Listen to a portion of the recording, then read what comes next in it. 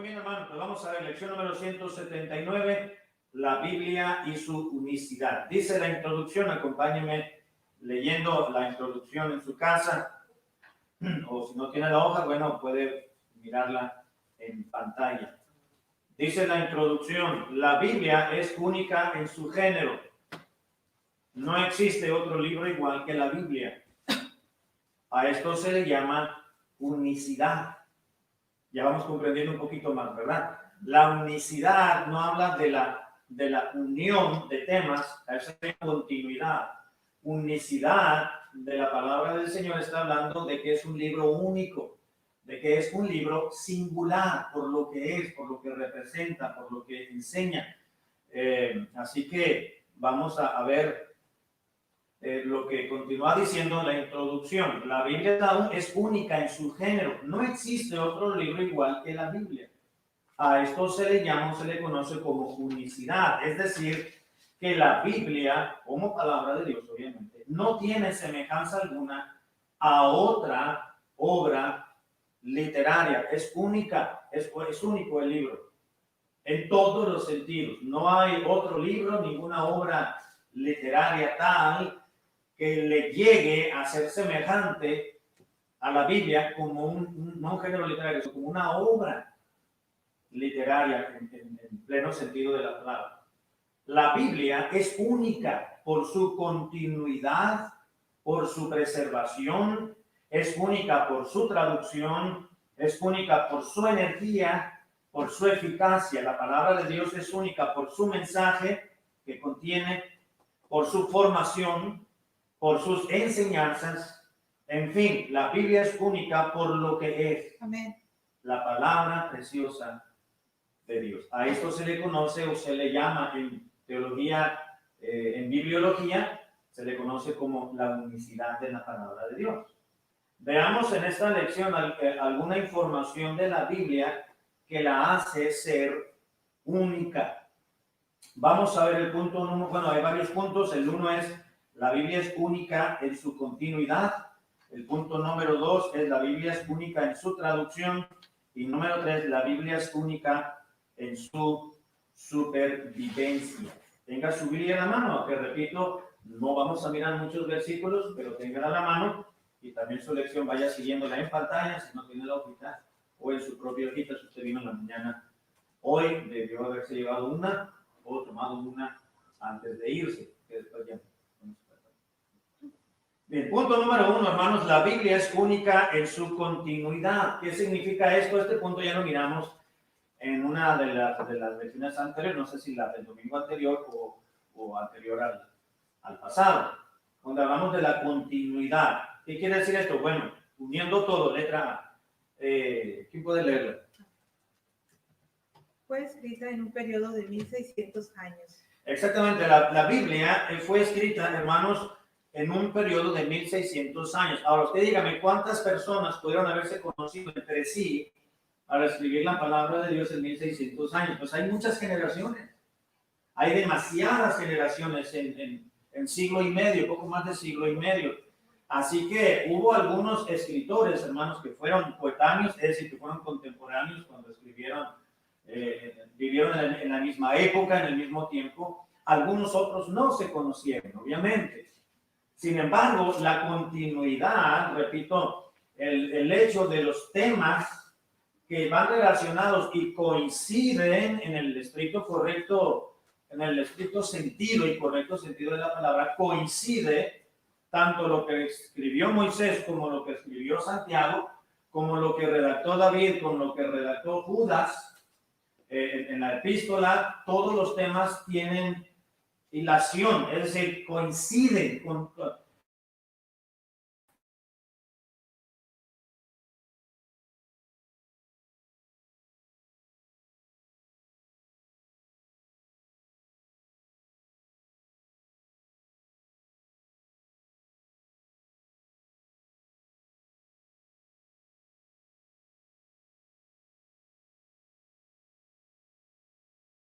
a lo largo de 60 generaciones, en un lapso de tiempo, si lo unimos todo, se suman 1600 años aproximadamente. Entonces, todos los escritores humanos, hermanos, tuvieron la supervisión del Espíritu de Dios en su obra, en su asignación especial divina, de poder escribir lo que Dios quiso que ellos escribieran. Ellos no redactaron de una manera que hay una teoría que le llama la teoría del dictado, por ejemplo, de que Dios dictó palabra por palabra lo que Dios hizo. No. Es una teoría y no fue así. Dios les dio la libertad a la instrumentalidad humana, es decir, a Pedro, a Juan, a Moisés, a David, a Salomón, les dio la libertad de que ellos escribieran bajo su propia personalidad, bajo su propio estado de ánimo, bajo la propia circunstancia que quizás les rodeaba su entorno. Dios respetó todo eso, pero no se salieron de los parámetros o de los límites que el Espíritu Santo les permitió estar dentro. A eso se le conoce como la inspiración de las Escrituras o la supervisión de las Escrituras por el Espíritu Santo. Letra C. Letra C. Escritores de todas las clases sociales, incluyendo reyes, campesinos, filósofos, pescadores, poetas, estadistas, eruditos, etc.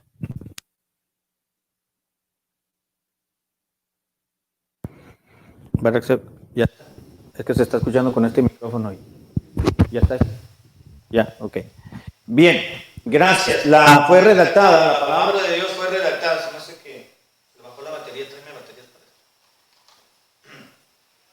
Dice, se va a escuchar un poco raro porque se está captando de aquí, se bajó la batería del micrófono, pero ahora mismo se va a cambiar. Fue redactada o escrita por más de 40 escritores humanos de todas las clases sociales, nos dice la lección. Por ejemplo, incluyendo reyes, campesinos, filósofos, pescadores, poetas, estadistas, eruditos, etcétera, etcétera. Así que,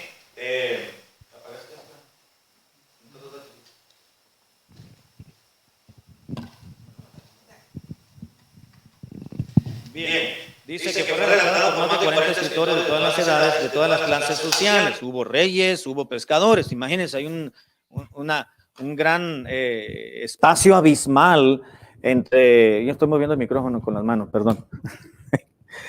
Hubo clases sociales. ¿Ya aprendió? Ok, ahí está, gracias. Dice filósofos, pescadores, poetas, estadistas, eruditos y otra clase también, tanto de personalidades como de profesiones. Por ejemplo, nos dice la lección, fue escrita, por ejemplo, Moisés, fue uno de los escritores de la Biblia. Por lo menos el Pentateuco y algunos de los Salmos fue escrito por Moisés. ¿Quién fue Moisés? Bueno, un líder político.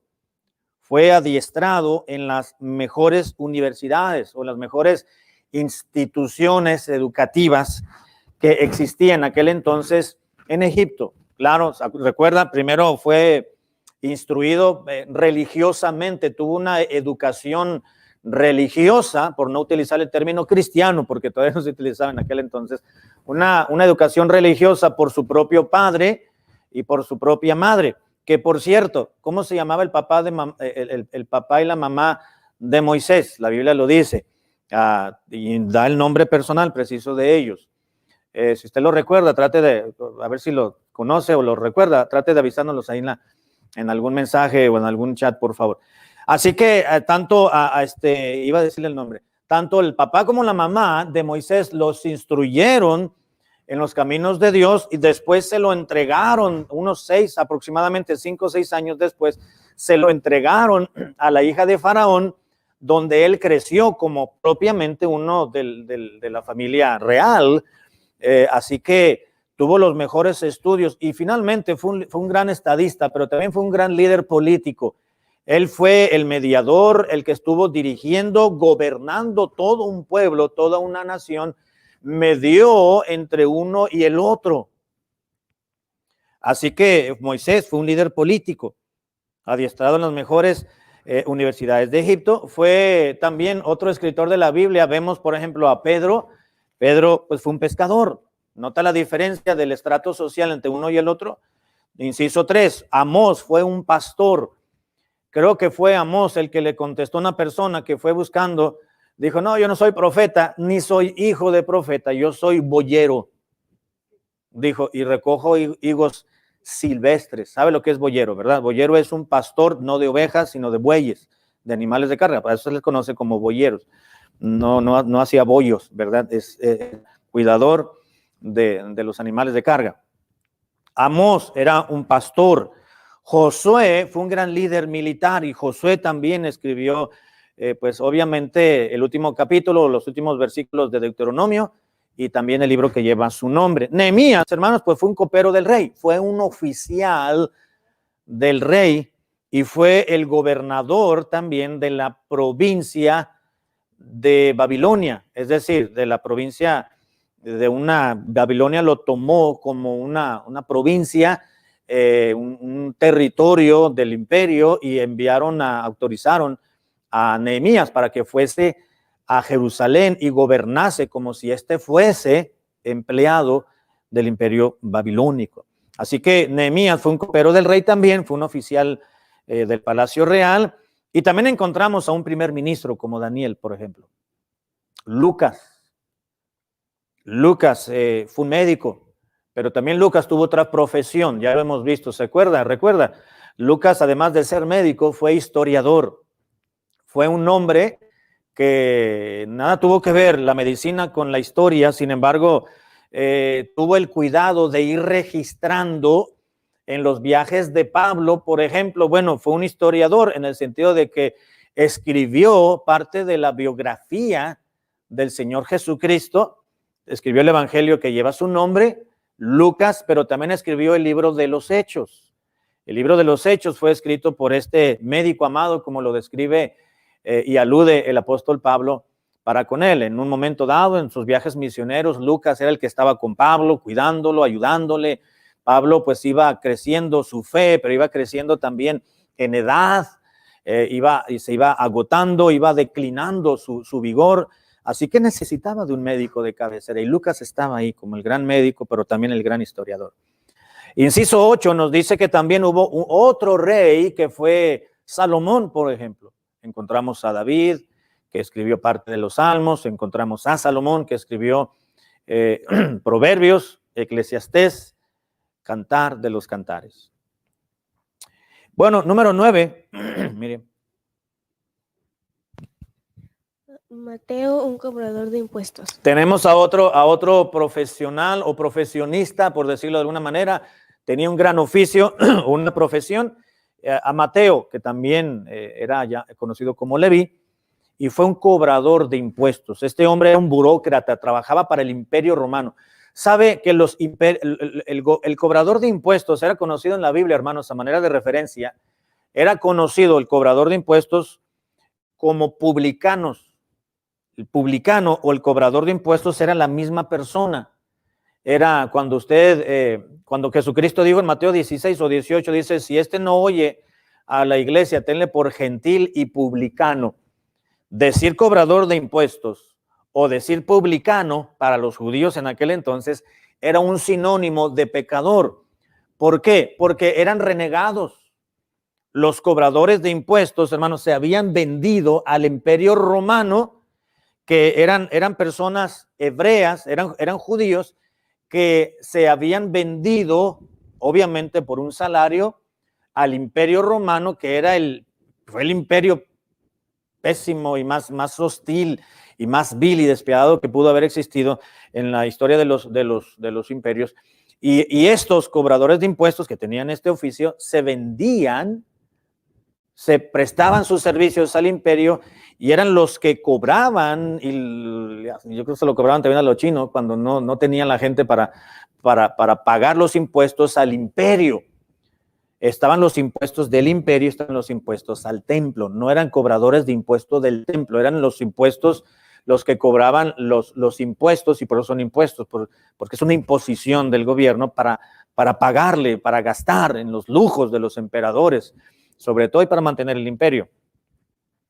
Sin embargo, eran tenidos por pecadores por lo que hacían, porque eran bruscos, eran prepotentes con su propia raza, con su propia gente, con los propios judíos. Así que Mateo era ese tipo de gente. Imagínense, Jesús escogió a Mateo o a Leví como uno de los apóstoles. Era de lo peorcito que pudo haber habido en la comunidad judía, y escogió a Leví, a Mateo. A ver, Mateo, tú antes cobrabas impuestos, la gente no te quiere, así que quiero que vengas conmigo. A ver si podemos cambiar tu reputación. Claro que fue cambiada la reputación porque fue salvo. Tenía a un Simón que se llamaba Celote. El Celote no era un partido político, pero lo camuflajeaban como un partido político, pero era un grupo de personas revoltosas judías que estaban dispuestos a matar en favor del pueblo judío. Ellos peleaban mucho la hostilidad y la imposición del Imperio Romano, así que de todo estaban en contra del imperio. Eran los celotes, siempre traían una daga, un cuchillo, porque eran personas malas, queriendo mejorar su calidad de vida y la calidad de la nación. Pero bueno, esa era y a uno de ellos Dios llamó, y luego a Judas Iscariote también. Pero bueno, estamos hablando de Mateo. Número 10, encontramos entre los escritores humanos, hermanos, a Pablo, quien fue un rabino, que fue un maestro de la ley de Moisés. Saulo de Tarso conocía demasiado, hermano, las escrituras, pero no las vivía en su momento. Hasta que vino el Espíritu Santo a morar en su vida, todo fue diferente. Tenía el conocimiento intelectual de las escrituras, mas no el conocimiento experimental. Así que fue un rabino, él conocía la palabra de Dios, era un fariseo, era un hombre celoso de las tradiciones, de las ceremonias, y vemos, una vez convertido a Cristo, cómo él trató aún en su cristianismo y en su conversión, cómo él nunca impuso la ley de Moisés a los nuevos cristianos, es decir, a los judíos convertidos, pero él siempre respetó esas costumbres que los judíos convertidos al cristianismo todavía tenían en sus prácticas, voy a decirlo así, de una forma tradicional. Así que, pero fue un rabino, un maestro de los judíos, por mencionar algunos. Letra D, estamos hablando de la continuidad de la Biblia, es única en su continuidad, con diferentes escritores, con diferente época. Letra D. La Biblia, cuando fue escrita, hermanos, en sus rollos originales, en sus pergaminos, en sus papiros o en sus vitela, en ese tipo de material, en aquel entonces fue escrita no solamente por diferentes hombres de diferente estrato social, en diferentes generaciones, sino también fue escrita en diferentes lugares. Por ejemplo, ¿dónde escribió Moisés? En el desierto, exactamente. Moisés no estaba... Miren, aunque Moisés fue un gran político y tenía conocimientos más allá de los conocimientos que pudo haber tenido un simple ciudadano de Egipto o de cualquier otro país, Moisés tuvo la mejor educación egipcia en aquel entonces existente. Pero cuando escribió el Pentateuco y algunos de los salmos, no estaba sentado en un escritorio de marfil, ¿verdad? Y tenía a Aarón y a María y a su cuñado Ur aventándole airecito en el desierto ahí. No. Él supo acoplarse a cualquier situación en la que se encontró, como Pablo. Sin embargo, el Pentateuco, todo, hermano, lo que Moisés escribió, lo escribió cuando iban en el desierto, en esos 40 años. Ahí escribió Génesis, Éxodo, Levítico, Números, y gran parte de Deuteronomio. Digo, ¿por qué? Porque el último capítulo de Deuteronomio habla de la muerte de Moisés y naturalmente Moisés no lo escribió. Se cree que pudo haber sido justamente Josué, y el libro de Josué es la continuidad, obviamente, del último capítulo de Deuteronomio, y algunos de los salmos también. Moisés los escribió justamente y propiamente cuando iban en el desierto. Cuando digo desierto me refiero a literalmente un desierto, lugar desértico, pero también llegaron cerca de diferentes regiones donde había naciones y pueblos cerca donde abastecían sus víveres. Bueno, Moisés escribió en el desierto. Número 2. Jeremías escribió no escribió todo su libro y todas sus lamentaciones, y Jeremías, el libro que lleva su nombre, desde ese lugar, pero parte de sus escritos los escribió en una celda carcelaria. Allí estuvo preso un buen tiempo Jeremías el profeta, y ahí Dios le dio palabra. Vino a mí palabra de Jehová. Era la fórmula o la frase común entre los profetas. Número 3. Daniel en la ladera de un cerro y un palacio. Y en un palacio. Daniel escribió, hermanos, en la ladera de un cerro. Cuando usted lee el libro de Daniel, se va a dar cuenta que Daniel escribió gran parte de su visión y de su profecía, como dice aquí, en la ladera de un cerro, de un monte, y también en un palacio. Él era un oficial, él era un eunuco. No hay que malutilizar el término eunuco. Un eunuco, hermanos, era sencillamente un oficial de determinado gobierno o imperio. Sin embargo, Daniel fue un eunuco en ese sentido, que fue un gran oficial en la cautividad, en el imperio extranjero, el extraño para el cual él sirvió. Él fue un oficial, así que él escribió desde un palacio. Él era uno de los, él tenía sangre real, hermano. Daniel tenía ascendencia real. Daniel no era cualquier, bueno, Daniel fue un hombre maduro en su momento, ¿verdad? Pero la historia que encontramos al inicio de Daniel, pues era un jovencito, él y sus 3 amigos, ¿se acuerdan, no? Que cuando llegaron a Babilonia en la cautividad, habían escogido, hicieron un concurso, si me permite el término correcto, es la palabra correcta, un concurso para escoger a los mejores jovencitos y adolescentes que había de la cautividad y del reino para que trabajaran en Palacio Real. Así que escogieron entre ellos iba Daniel, iba 3 amigos, Sadrach, Mesach y Abednego, que es Asael, Misael y Azarías, me parece, los nombres hebreos. Y dice la Biblia que Daniel y sus amigos tenían convicciones. Y llegó cuando los estaban preparando, creo que me parece que 3 años tuvieron de preparación antes de su graduación y presentarse delante del emperador, del rey. Así que llegó el eunuco, es decir, el oficial que estaba a cargo de ellos, y les comenzó a dar de la comida que le daban al rey, se la daban a ellos. Y Daniel dijo, no, yo no voy a comer lo que está comiendo el rey. No, yo no voy a comer ese tipo de comida. Eso está sacrificado a los ídolos, está preparado para el rey que es pagano, es más, se cree divino.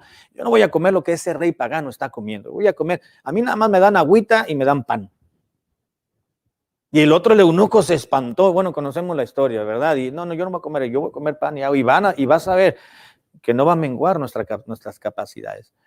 Y vemos que tuvo 10 veces más apto que el resto de los jóvenes en aquel entonces. Pero bueno, Daniel fue un gran jovencito en su momento, maduró en las cosas del Señor, también físicamente o fisiológicamente, maduró y vivió para el Señor. Y Dios le permitió que fuese uno de los escritores de las Sagradas Escrituras. Así que habló Daniel en la ladera. Número 4, Pablo escribió parte de sus escritos sagrados, hermanos, dentro de los muros de una prisión. No todas las 3 epístolas que Pablo escribió las escribió en la cárcel. Algunas sí, me parece que ya lo habíamos dicho, Filipenses, Efesios, Filipenses y Colosenses. Me parece que esas 3 fueron escritas cuando estaba en prisión, y no era precisamente que estaba en una cárcel, sino que estaba en resguardo domiciliario, que se le conoce, ¿no? Le conocemos hoy en día. Bien, también número 5, se escribió, hermanos, Lucas, por ejemplo, escribió mientras viajaba. El libro de los Hechos, ya lo estudiamos, tuvimos varios años estudiándolo, y nos dimos cuenta que Lucas, gran parte de los viajes de Pablo, él estaba ahí, en los que no pudo estar. Bueno, seguramente se llegó a sentar con Pablo, con Silas, con Bernabé en su momento, cuando ya después se separaron, y le dijo, a ver, cuéntame cómo estuvo el viaje de Pablo, porque Pablo, el viaje tuyo y con el hermano Pablo, porque quiero registrar, quiero que quede escrito la historia de este viaje, porque quiero hacerlo. Y inspirado por el Espíritu de Dios, redactó lo que el Espíritu le permitió redactar. ¿No? Con quién se enfrentaba, con quién se encontró, dónde predicó, hasta los nombres de los hermanos. Dice que cuando llegó a Atenas, a Grecia, llegó a Atenas y miró tanta vanidad y miró tantas deidades aquí y allá y su corazón se compungió y parece que no quería predicar Pablo ahí. Finalmente alguien se puso a predicar y había filósofos que lo decían, oye, tú tienes una filosofía muy, muy distinta a la cual nosotros estamos acostumbrados. ¿Por qué no vienes y nos enseñas? Y allá te esperamos. Y en aquella explanada, aquella piedra que estaba allá. Y dice que fueron al Areópago, allá en una parte alta, una roca grande. Y ahí era donde los filósofos se sentaban y comenzaban a propiamente a filosofar, a conjeturar, a concluir, a hablar, ¿cómo se me fue la palabra? A disertar.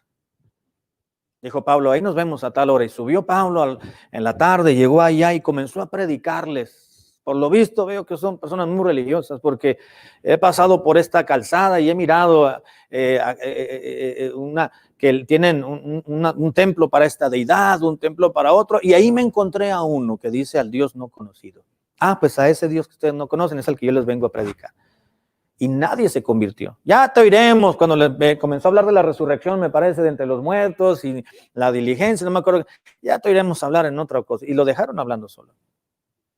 Se fue de Atenas, creo que iba a esperar a Silas y a Timoteo, no me acuerdo quién más, y se fue de ahí, quizás pensando en su fracaso, humanamente hablando. Y la Biblia nos dice el libro de los Hechos, es decir, Lucas nos dice que solamente hubo 2 convertidos. Nada más 2 convertidos, y los 2 comienzan con un hombre y una mujer. No recuerdo el nombre la mujer era Damaris, me parece. Y el hombre, no recuerdo, creo que también empieza con D. Pero Pablo predicó y enseñó, hermanos, en diferentes situaciones, no solamente en la cárcel, sino que pudo predicar en cualquier oportunidad que se le presentó.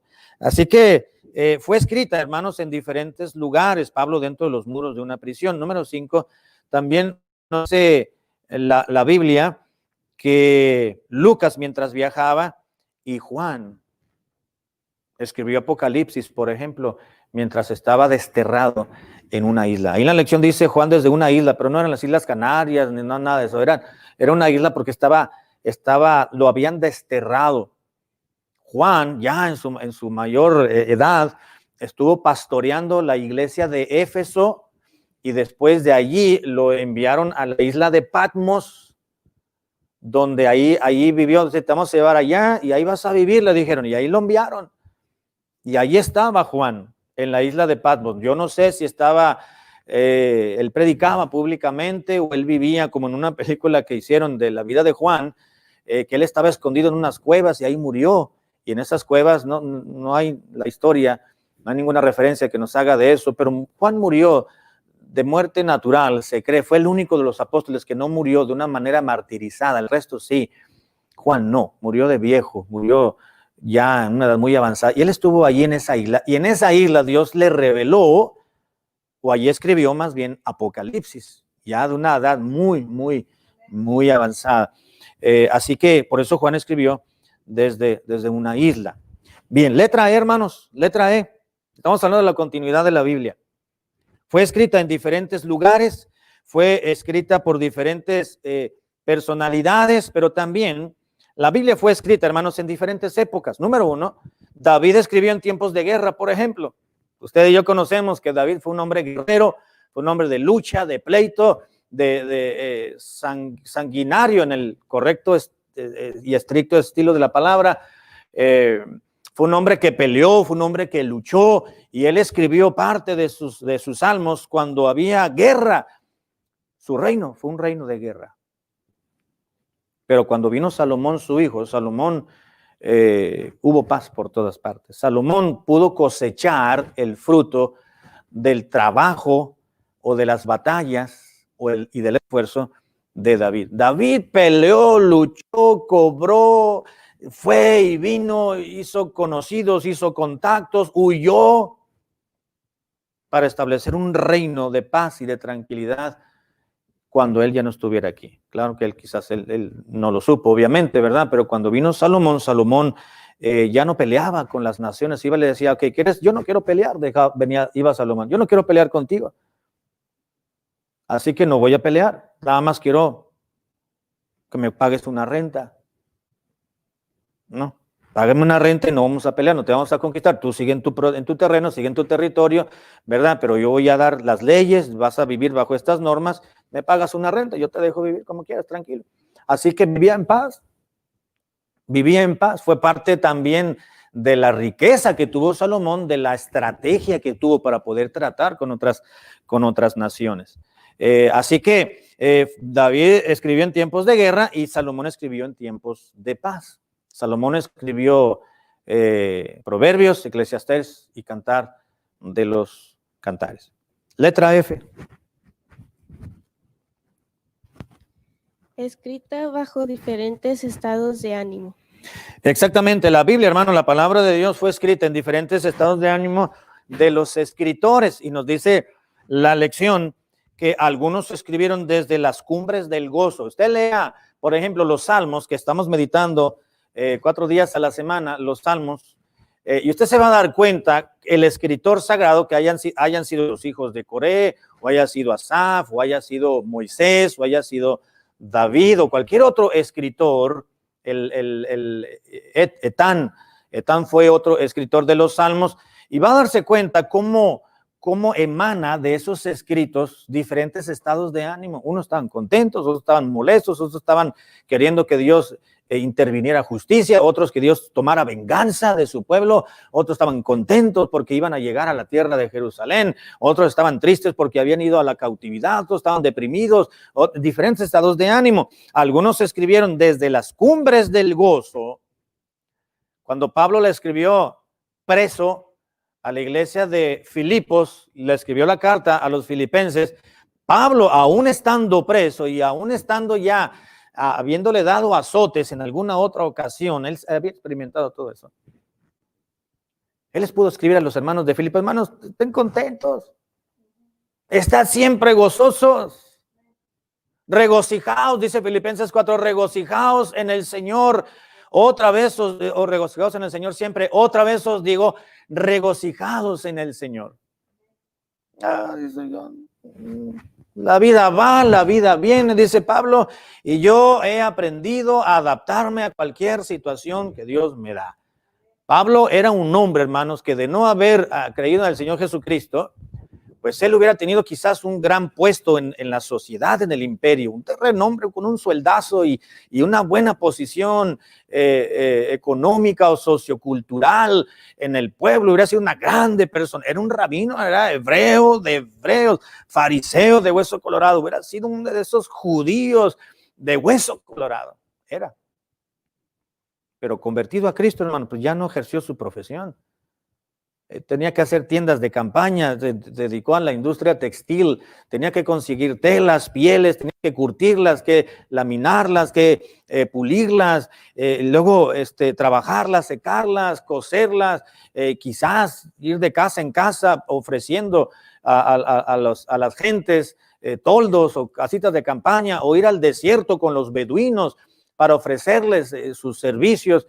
Era un hombre que renunció a la posición y había aprendido a acoplarse a cualquier situación que se encontraba. Pablo, algunos escribieron desde las cumbres del gozo, y Pablo preso ahí con un soldado encadenado a su muñeca, y ahí lo tenía día y noche, y Pablo decía, hermanos, estén alegres, no nos queda de otra, estén siempre gozosos. Les dijo Pablo, así que algunos escribieron desde las cumbres del gozo, y número 2, otros escribieron la Biblia, aparte de sus escritos, de las profundidades de la tristeza y desesperación.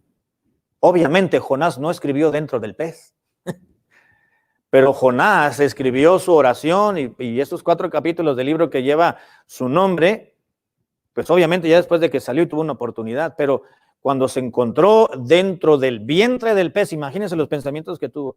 Lo miramos muy elocuente en su oración del capítulo 2, desde el Seol al semigozo. Se refería a la oscuridad en la cual estaba dentro del pez, pero cuando lo vomitó el pez, imagínense, la gente no se le quería acercar. Y cumplió con la voluntad de Dios a regañadientas. Sin embargo, Jonás estuvo dispuesto a escribir hasta su enojo, su ira en contra de Dios. Y su falta de comprensión, falta de empatía, falta de misericordia para con la nación de Nínive. Oh, yo me senté aquí, le dijo Jonás a Dios, para ver cómo tú destruías a Nínive. Pero como tú eres un Dios lento para la ira y grande en misericordia, pues no me queda otra cosa más que ver el espectáculo del arrepentimiento de toda esta gente pecadora. ¿Te estás enojado? Le dijo Dios a Jonás. Jonás, ¿estás enojadito? Sí, Señor, le dijo, y mucho, hasta morirme. Tengo las entrañas que me está saliendo lumbre por dentro. ¿Y qué? Pues no lo hagas, Jonás. Pues. Y además me puse aquí para ver, pero ya me di cuenta que tú eres un Dios que tiene misericordia. Y además me puse aquí. Imagínese a Jonás, hermano, no estaba deshidratando, se estaba desmayando. ¿Cómo se dice? Me fue la palabra. Estaba insolado. Se sentó ahí en una cumbre, en un cerrito, para ver a lo lejos a Nínive cómo Dios quizás mandaba fuego del cielo y la destruía como Sodoma y Gomorra, pero Dios los perdonó porque el pueblo se arrepintió. Dice la Biblia que Jonás estaba ahí sentadillo y de repente dice que se andaba desmayando porque le pegaba el sol muy duro. Y dice la Biblia que Dios hizo de unos cuantas horas, creció una calabacera, una plantita, un arbusto que le hiciera sombra, y ahí creció el arbustito y ahí se hizo conchita. Jonás ya estaba muy contento, fresquecito. A la siguiente noche, Dios le dijo, a ver, Jonás, y mandó un gusanito, el gusanito se comió la raíz, se le secó al siguiente y ya estaba Jonás otra vez. No te enojes, Jonás. ¿Por qué te enojas? Así que Jonás escribió, hermanos, su depresión, su estrés, su desesperación, su tristeza, pero dentro de los parámetros de la inspiración del Espíritu de Dios. Letra G, hermanos, letra G. Vamos a avanzar porque ya vamos a llegar a la parte final. Letra G. En la palabra de Dios o la Biblia, originalmente o en su tiempo original, con los escritores originales, en sus materiales originales, fue escrita no solamente bajo diferentes estados de ánimo de aquellos escritores humanos, en diferentes épocas, en diferentes lugares, por diferentes oficios y profesiones, sino que quienes escribieron la Biblia, hermanos, se escribió desde 3 continentes, lo que hoy conocemos como continentes: Asia, África y Europa, por ejemplo. Letra A, fue escrita también, hermanos, en 3 idiomas. Esto es muy interesante también. Aquí nos vamos a ir a buscar unos versículos. La Biblia fue escrita en 3 idiomas. Número 1, miren. Hebreo, el idioma del Antiguo Testamento, llamado la lengua de Judá. Segunda de Reyes 18, 20, Segundo de Reyes 18, 26 al 28, y la lengua de Canaán. Isaías 19, 18. Exactamente, la Biblia fue escrita, hermanos, en hebreo, es decir, el Antiguo Testamento fue escrito en hebreo y algunas partecitas en arameo. Pero dice aquí, fue escrito en hebreo. El hebreo fue el idioma del Antiguo Testamento. También en la Biblia, segundo de Reyes 18 y a Isaías 19, 18, se le menciona al hebreo, es decir, a la lengua hebrea, como la lengua de Judá, y también en Isaías se le habla como la lengua de Canaán. Era el idioma común del pueblo de Dios. Segundo de Reyes 18, 26. Vamos a leer este pasaje, hermanos. Segundo de Reyes, capítulo 18, versículo 26. Entonces dijo Eliakim, hijo Hilcías, al Rabsaces. te rogamos que hables a tu siervo en arameo, porque nosotros lo entendemos, y no hables con nosotros en lengua de Judá a oído del pueblo que está sobre el muro. Exactamente, 27 y 28. Y el Rabsaces le dijo, me ha enviado mi señor para decir estas palabras a ti y a tu señor, y no a los hombres que están sobre el muro, expuesto a comer su propio estiércol y beber su propia orina con vosotros. Con vosotros. Entonces el Rabsacés se puso en el pie y clamó a gran voz a lengua de Judá, y habló diciendo, oí la palabra del gran rey, el rey de Asiria. Exactamente, gracias. Ahí no voy a explicar el relato, sencillamente le dijeron, oye, pues háblanos en arameo. Así pues nosotros conocemos el arameo, nosotros te podemos entender, y así no hables en hebreo, que todo el pueblo lo va a entender. Entonces le hablaron en hebreo, pero después en arameo, pero después continuaron estos judíos hablando en hebreo, y aquí le llaman la lengua de Judá en el 26 y en el 27 al hebreo. Y en Isaías 19:18 al hebreo, que fue escrito en el Antiguo Testamento, le hablan o se le conoce o lo describen como en la lengua de Canaán. Isaías 19:18.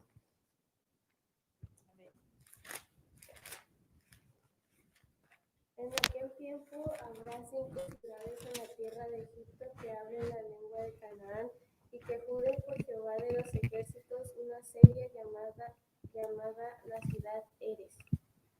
La ciudad Eres, exactamente. Gracias, habrá 5 ciudades de la tierra de Egipto que hablen la lengua de Canaán. Se están refiriendo al hebreo del cual hablaba el pueblo de Dios en aquel entonces y fue escrito el Antiguo Testamento. Así que la Biblia fue escrita originalmente, hermanos, en hebreo, pero también en arameo algunas partes. El arameo fue la lengua del cercano oriente hasta el tiempo de Alejandro el Grande o Alejandro Magno, como usted quiera llamarle, que comprendió este periodo de tiempo entre el siglo VI antes de Cristo hasta el cuarto, por 2 siglos.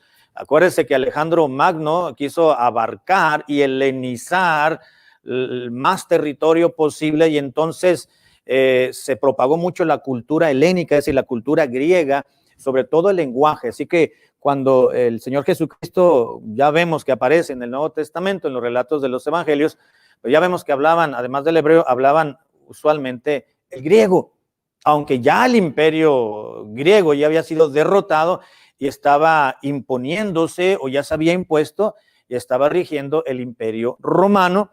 No se hablaba tanto el latín, sino que el griego continuó siendo el idioma. Ahorita vamos a verlo más adelante, pero Alejandro Magno trató de helenizar, y entonces se comenzó a hablar en muchos territorios en aquel entonces conquistados por Alejandro Magno, el arameo. Mientras se hablaba el arameo, mientras eran conquistados por Alejandro el Grande. Y número 3, se comenzó a hablar el griego, o el griego fue el idioma del Nuevo Testamento, y este fue el idioma internacional en el tiempo de Cristo. Normalmente usualmente era el griego en los tiempos de Jesús. Así que la Biblia fue escrita en hebreo, Antiguo Testamento, algunas partecitas en arameo y en griego, el griego koiné, que se le llama en el Nuevo Testamento. Traigo una Biblia aquí, es una Biblia hebrea. Prácticamente la traigo como referencia, quise enseñárselas en la mañana, pero el tiempo fue insuficiente y se me pasó. Me parece que solamente un hermano se lo compartí. Esta es una Biblia hebrea.